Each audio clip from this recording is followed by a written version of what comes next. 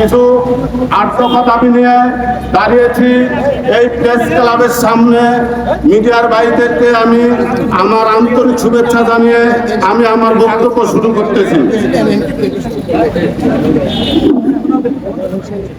মিডিয়ার ভাইরা, আপনারা এর আগেও দেখেছেন আমরা একের অধিকবার আমরা এই প্রেস ক্লাবের সামনে আমাদের 8 দফা দাবি নিয়ে আমরা মানববন্ধনে দাঁড়িয়েছি, বিভিন্ন কর্মসূচি পালন করেছি। তাই আজকে আবারও আমরা রাজপথে নেমে প্রেস ক্লাবের সামনে আমরা 8 দফা দাবি নিয়ে এই প্রেস ক্লাবের সামনে আমরা মানববন্ধনে দাঁড়িয়েছি। আমি প্রধানমন্ত্রী বরাবর বলতে চাই, আজকে দেখেন বাংলাদেশে দ্রব্যমূল্যের যে ঊর্ধ্বগতি চলতেছে, আমাদের বিক্রয় প্রতিনিধি ভাইয়েরা আজ থেকে 4 বছর আগে 5 বছর আগে যেই বেতন পাইতো এখনো সেই বেতন পাচ্ছে। তাই আমি আপনার সম্মুখে বলতে চাই, আপনি আমাদের দাবিগুলোকে মেনে নিয়ে শ্রম মন্ত্রণালয় থেকে শ্রমমন্ত্রীর সম্মুখে আমি আরো বলতে চাই, আপনি আমাদের ব্যাপারটা একটু সুদৃষ্টি দিবেন। আমাদের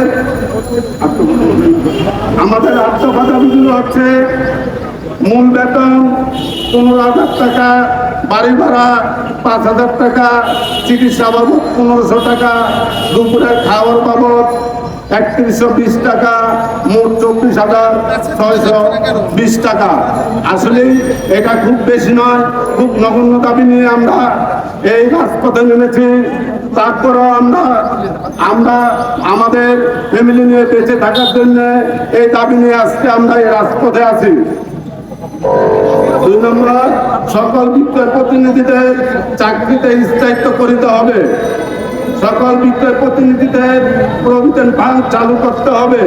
কোন বিক্রয় প্রতিনিধিকে চাকরিচ্যুত করতে হলে 3 মাসের বেতন দিয়ে চাকরিচ্যুত করতে হবে। অবস্থায় কেউ মৃত্যুবরণ করলে তার পরিবারকে 15 লক্ষ টাকা আর্থিক সহায়তা দিতে হবে কোম্পানিকে। প্রতি ঈদে বেতনের সমপরিমাণ ঈদ বোনাস দিতে হবে। সরকারি সকল ছুটিতে বিক্রয় প্রতিনিধিদের ছুটি থাকতে হবে শনিবার ব্যতীত। সকল বিক্রয় প্রতিনিধিদের বছরে 10% হারে বেতন বাড়াতে হবে।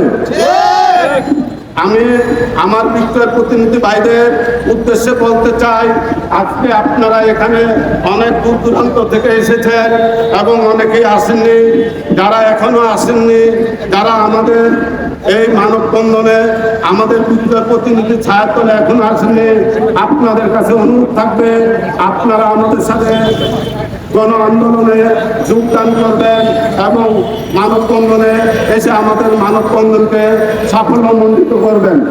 আমি একটু অসুস্থ, আমি কিছুদিন আগে অ্যাক্সিডেন্ট হয়ে আমি অসুস্থ আছি, তাই আমি আমার বক্তব্য দীর্ঘায়িত করব না।